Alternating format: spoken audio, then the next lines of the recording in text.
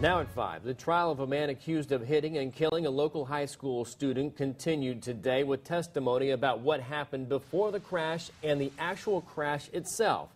Good evening.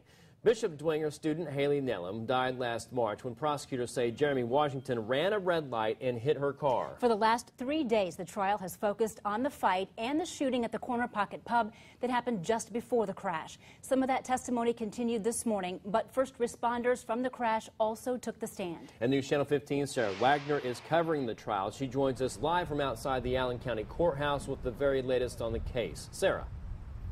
We've heard testimonies from more than a dozen people inside the courtroom today. Most of those are police officers and detectives that worked the shooting. But we also heard from the first officer to arrive on the crash scene, as well as the man in Washington's car.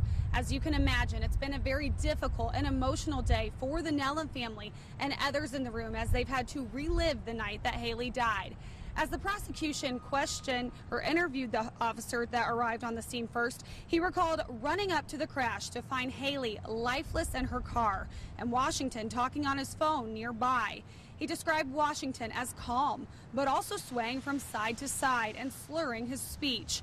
Another officer on the scene said he made Washington sit down because he was so worried he wouldn't be able to stand up on his own.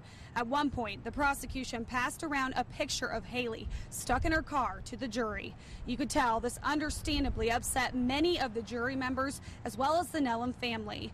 We also heard from Clayton DeLong for the first time. He's actually still testifying right now. He was Washington's passenger and got knocked out in the crash. He had multiple injuries and doesn't really remember much from that night.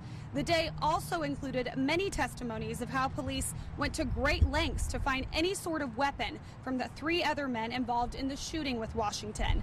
The defense is trying to claim that Washington acted in self-defense and that he saw a gun pulled on him first, but there's been no evidence of the other men having a weapon yet. DeLong also says he didn't see any other guns that night except Washington's. Again, very little to no emotion from Washington inside the courtroom today. Like we said, testimonies are still going on at this hour, so we're going to head right back inside and bring you the latest at 6. We're live outside the Allen County Courthouse. Sara Wagner, News Channel 15.